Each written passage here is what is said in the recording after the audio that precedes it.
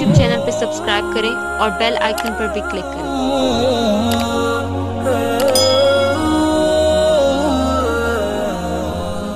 مبشرا ونذیرا، صدق اللہ العظیم۔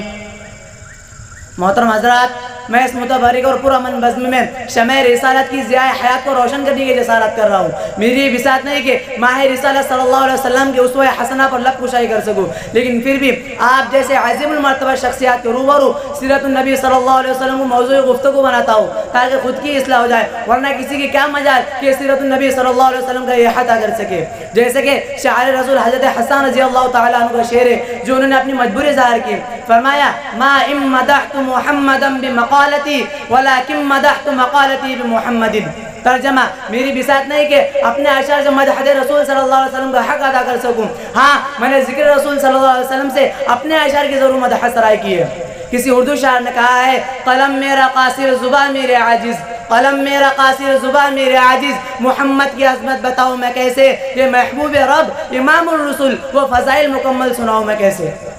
محترم حضرات، بعثت نبی صلی اللہ علیہ وسلم سے قبل پورے جزیرۃ العرب پر کوئی حکمرانی کرنے کے لیے تیار نہیں تھا اور نہ نظام مکمل تھا، اور عدالت، انسانیت، امانت و دیانت، عصمت و عفت، صلاح و تقوی، زہد و ورع کا جنازہ نکل چکا تھا، شرافت و عزت کی گلیاں مرجھا چکی تھی، شرک و ضلالت کی تاریخیں ہر سمت نظر آ رہی تھی، نفرت، ظلم، شقاوت اور عداوت کا دورہ تھا۔ قدرت خداوندی نے اس پرفتن دور میں شہداء یعنی لات و عزا کو رشد و ہدایت کے راستے پر گامزن کرنے کے لیے، وحشت و بربریت کو ختم کرنے کے لیے فاران کی چوٹیوں سے آفتاب رسالت صلی اللہ علیہ وسلم کو طلوع فرمایا۔ محترم حضرات، آپ کا نام محمد نہیں تھا بلکہ ایک عنوان بن گیا تھا، آپ کو تمام محاسن کا ایک خوبصورت گلدستہ بنا دیا تھا۔ ہمارے نبی صلی اللہ علیہ وسلم کے اندر حضرت آدم علیہ السلام کی صورت تھی، حضرت شیث علیہ السلام کی معرفت تھی، حضرت نوح علیہ السلام کی شجاعت تھی، حضرت ابراہیم علیہ السلام کے اخلاق تھے، حضرت اسماعیل علیہ السلام کی زبان تھی، اسحاق والی رضا، صالح والی فساد تھی، لوط والی حکمت، یعقوب والی بشارت تھی، موسیٰ والا جلال، ایوب والا صبر تھا، یونس والی عتاد، یوشع والا جہاد تھا، داؤد والی خوشحالی، دانیال والی حیاتی اور عیسیٰ والا زہد تھا۔ میرا نبی سارے انبیاء علیہ السلام کا ایک خوبصورت گلدستہ تھا۔ تقدیر حلیمہ کی جاگی رحمت کے بادل چھاتے ہیں، تقدیر حلیمہ کی جاگی رحمت کے بادل چھاتے ہیں، گھر جگمگ جگمگ ہوتا ہے تشریف محمد لاتے ہیں۔ محترم حضرات، حضرت عائشہ صدیقہ رضی اللہ تعالیٰ عنہ فرماتی ہے کہ حضرت یوسف علیہ السلام کو دیکھ کر ان مصری کی عورتوں نے اپنی انگلیاں کاٹ دی تھی، اگر وہ محبوب کبریا صلی اللہ علیہ وسلم کو دیکھ لیتی تو اپنے دل کاٹ دیتی۔